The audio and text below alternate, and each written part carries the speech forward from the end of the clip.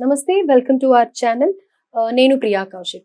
ప్రస్తుతం మనతో పాటు ప్రముఖ ఆధ్యాత్మికవేత్త ఆస్ట్రాలజర్ బాలుచందర్ గారు ఉన్నారు.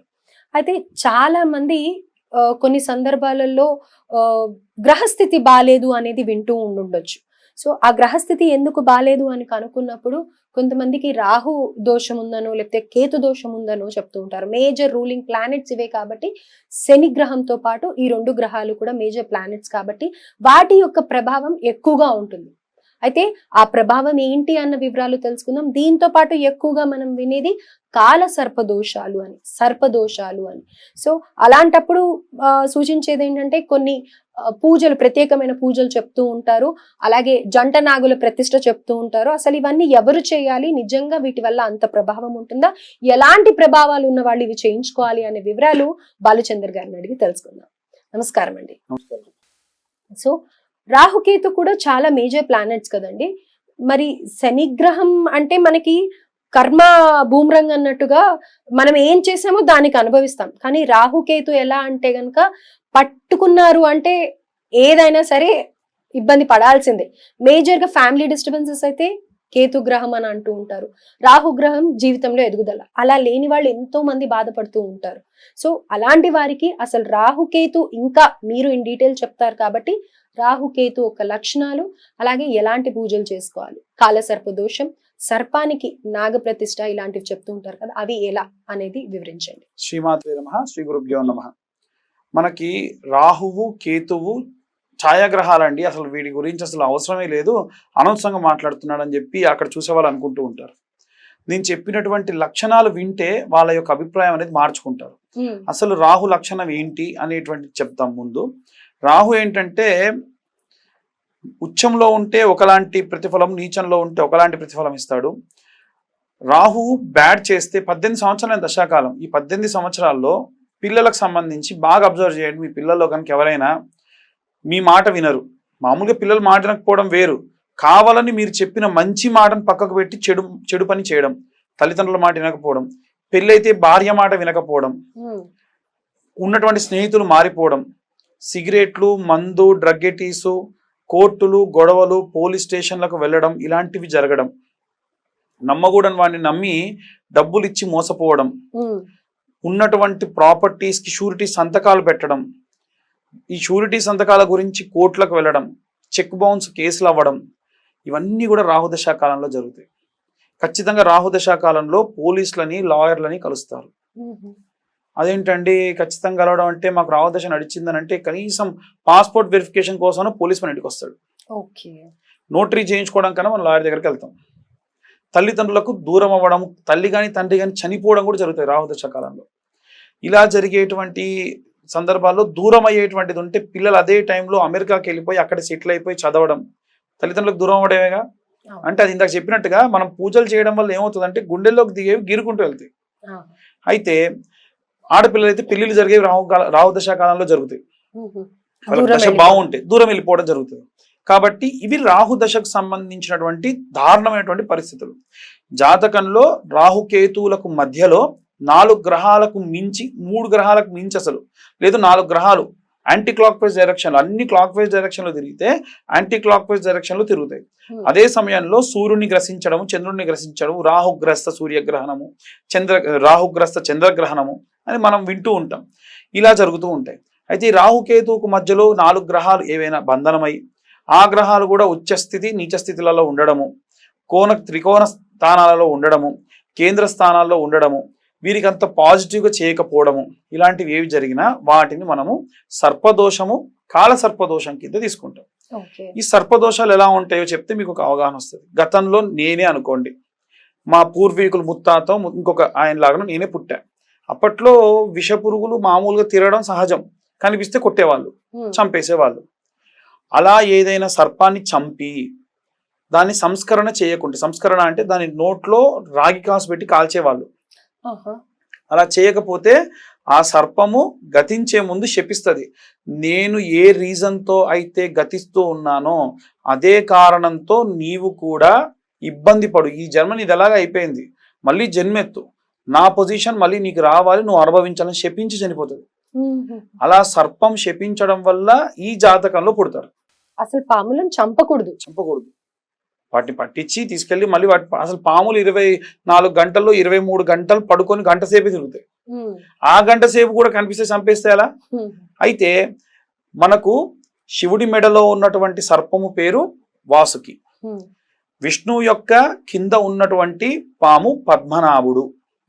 ఈ వాసుకి నుండి పద్మనాభుడు మధ్యలో ఇంకా 7 సర్పములు ఉంటాయి. ఇవి దాటి ఇంకొక 2 సర్పములు ఉంటాయి. ఇవన్నీ కలిపితే నవనాగులు లేదా ఏకాదశ నాగులు అని అంటారు. ఇవి మించి ఇంకా ఏ సర్పములు లేవు. ఇవి దాటి వచ్చినటువంటి సర్పములన్నీ వీటిలో నుంచి ఇంకొక సర్పం క్రాస్ అయి వచ్చినటువంటివే. అయితే ఇప్పుడు ఏ సర్పం మిమ్మల్ని శపించింది, ఏ సర్పం యొక్క దోషం ఉందో ఎలా తెలుస్తుంది? జాతకంలో తెలుస్తుందండి అది తెలియక అది ఎగ్జాక్ట్ గా ఒకవేళ ఎవరైనా గెస్ చేసి చేసినా సరే పర్ఫెక్ట్ గా సెట్ అవ్వదు. కాబట్టి నవనాగ పూజ చేస్తారు, అన్నిటికీ సంస్కరణ చేస్తారు. కాబట్టి జాతకంలో పిల్లలకు కానీ ఎవరికైనా ఈ దోషం ఉంది అని తెలిస్తే వారికి నవనాగ హవనము, శాంతిపూర్వక హవనం చేస్తారు. నవగ్రహాలకు ఖచ్చితంగా చేయాలి. ఓ పక్క నవగ్రహాలకి, ఈ నవగ్రహాలకు చేసినప్పుడు నవగ్రహాలకు ఏ గ్రహానికి ఆ గ్రహ వస్త్రము, వాటి యొక్క ధాన్యము, వీలైతే ఆ గ్రహ విగ్రహము పెట్టి పూజ చేసి, ఓ పక్క నవగ్రహాలకి సంబంధించిన పూజ తర్వాతకి నక్షత్ర మండలం వేసి నక్షత్రానికి, చతుషష్ఠి యోగిని దేవతలకి, అలాగే పంచలోక పాలకులకి పూజ చేసి తర్వాతకి నవనాగులు 9 నాగులకి 9 కలశాలు, వాటిలలో కొబ్బరికాయలు, దానిపైన సర్పములు పెట్టాలి. ఇదంతా పూజ చేసి మంత్రంతో మనం ఏవైతే షోడశ ఉపచారాలు చేశామో వీళ్ళందరికీ హోమం చేయాలి. హోమం చేస్తున్నప్పుడు ప్రతి సర్పానికి సంబంధించి పిండితోని లేదా కొంత ఊదు కలిపినటువంటి పిండితోని లేదా హవన చూర్ణం కలిపి చేసినటువంటి సర్పములు ఉంటాయి. వాటిని హోమంలో వేస్తూ ఉంటారు ఆ మంత్రం చెప్పి. ఆ తర్వాతకి ఈ కలశాల్లో ఉన్న నీరు మొత్తాన్ని కూడా కలెక్ట్ చేసి సుబ్రహ్మణ్యేశ్వర స్వామికి అభిషేకం చేస్తారు.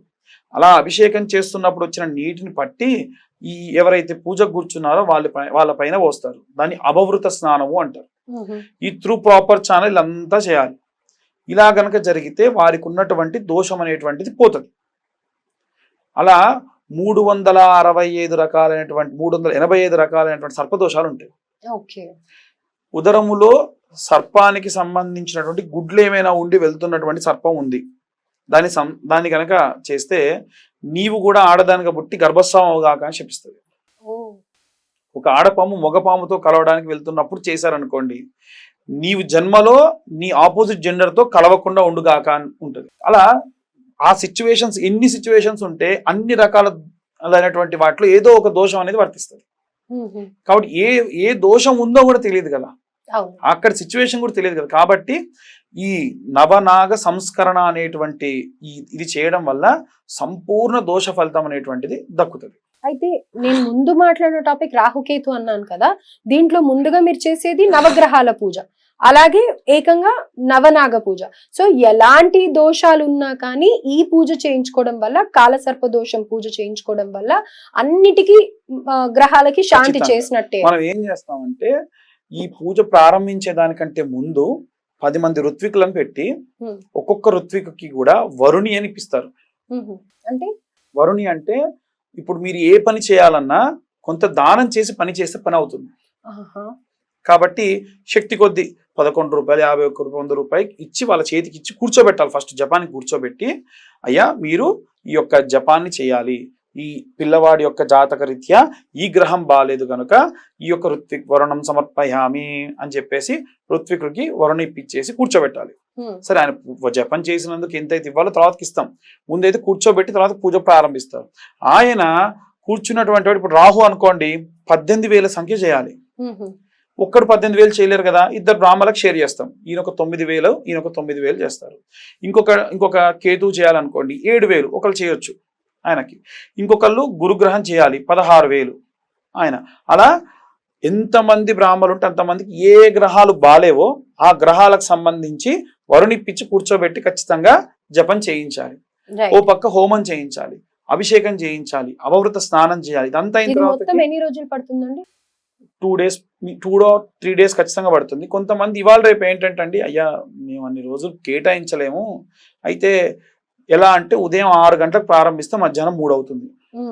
అప్పటి వరకు తినకుండా ఉండాలి. ఖచ్చితంగా దీక్షగా కూర్చొని, ఇంకోటి ఈ వస్త్రాలు ఏవైతే వేసుకొని కూర్చుంటారో ఆ వస్త్రాలు కూడా తీసుకెళ్ళి మేమే ఒక వ్యక్తిని పెట్టి మనకు ఆంజనేయ స్వామి దేవాలయం దగ్గర నది ఉంది, ఆ నదిలో వేయించేసి వస్తాం. ఓకే. అలా కాబట్టి ఖచ్చితంగా 1 డేలో చేయించుకునే వారికి అయితే ఇలా ఉంటుంది. వీటిలోనే మనకు రుద్రాభిషేకం కూడా చేయించి రుద్రహోమం కూడా ఇందులో ఇంక్లూడ్ చేయడం కూడా జరుగుతుంది. ఓకే, ఇవన్నీ చేసిన తర్వాత ఒక మంచి కార్యక్రమం చేయాలి కాబట్టి రుద్రాభిషేకం కూడా చేయాలి. Right. So at a time ఇంక ఇంటికి వెళ్ళి మళ్ళీ స్పెసిఫిక్ గా ఇలాంటివన్నీ చేయించుకోవాల్సిన అవసరం లేదు. కొంతమంది ఇలా కూడా చెప్పారండి, మేము వెళ్తే ఇంట్లో అవి ఇవి టచ్ చేసి ఉంటామండి, సింగిల్ డేలో చేసేయండి మాకు. ఈ పూజ చేసే వాళ్ళు కూడా మంగళవారం లేదా ఆదివారం కంపల్సరీ ఆ 2 రోజుల్లోనే చేస్తారు. రైట్. మిగిలిన రోజుల్లో చేయకూడదు. ఇంకొకటి ఏంటంటే, ఎవరికైనా దోషం ఉంది తెలుసుకున్న వెంటనే ముందు మీరు చేయాల్సిన పని ఏంటంటే, జీవితాంతం మంగళవారం నాన్ వెజ్ తినడం మానేయాలి. నాన్ వెజ్ మంగళవారం నాడు. వెజిటేరియన్స్ అయితే ప్రాబ్లం లేదు. ఓకే, అల్లం వెల్లుల్లి తినొద్దా? అలా ఉంటే ఇంకా మంచిది. ఓకే. మధ్యాహ్నము 3 గంటల నుండి 4:30 మధ్య ప్రాంతం వరకు కూడా కాస్త అల్పాహారం వరకే చేసి ఉండి, ఆ సమయంలో రాహుకాల దీపం పెట్టి, ఈ రాహుకేతుల దోషం ఉన్న వాళ్ళు మాత్రమే దీపం పెట్టి భోజనం చేయండి. దానివల్ల కూడా అంటే ఇవి ఇప్పుడు నేను చెప్పినటువంటివి ఏంటంటే, ప్రాబ్లం ఉందనగానే మనకి ఆపరేషన్ చేయరండి. హాస్పిటల్కి వెళ్తే కూడా ముందు టాబ్లెట్లు ఇస్తారు, కుదరకపోతే సెలైన్ ఎక్కిస్తారు, లేదంటే నెక్స్ట్ ఆపరేషన్. ఇక్కడ కూడా మొదలు వాళ్ళకి ఏదైనా ఒక రెమెడీ చేసుకోవాలి. అది వర్కౌట్ అవ్వట్లేదనంటే దెన్ జపం చేయించాలి, ఆ తర్వాతకి హోమం. Okay, right. సో ఈ వీడియో చూసినటువంటి వాళ్ళు ఎవ్వరు కూడా డైరెక్ట్ మేము ఇది హోమము లేకపోతే ఈ ప్రాసెస్ అంతా చేయించాలా అంటే కాదు అని చెప్పారు గురువు గారు. ఫస్ట్ అయితే జాతకం చూడాలి, దానికి తగ్గ పరిహారం చెప్తారు, అవి చేసుకోవాలి. చేసుకున్న తర్వాతే మీకు ఇంకా అవసరం అనుకుంటేనే మీరు ఫర్దర్ గా ముందరికి వెళ్ళాలి. అయితే మీకు సంబంధించిన మీకు తెలిసిన వాళ్ళల్లో ఎవరికన్నా ఇలాంటి ప్రాబ్లమ్స్ ఉన్నట్టయితే డెఫినెట్ గా ఈ వీడియోని షేర్ చేయండి. ఎందుకంటే ఇంత డీటెయిల్డ్ గా నాకు తెలిసి మీకు ఎక్కడ వినిపించి ఉండదు, కనిపించి ఉండదు. ఈ వీడియో మీకు కనిపించింది అంటే డెఫినెట్ గా అదృష్టవంతులే అని చెప్పుకోవాలి. మీకు సంబంధించిన వాళ్ళకు కూడా ఈ వీడియోని ఖచ్చితంగా షేర్ చేయండి. మరిన్ని డీటెయిల్స్ కావాలి అని అనుకుంటే కనుక స్క్రీన్ మీద కనిపిస్తున్న నెంబర్స్ కి కాల్ చేయండి. ధన్యవాదాలు.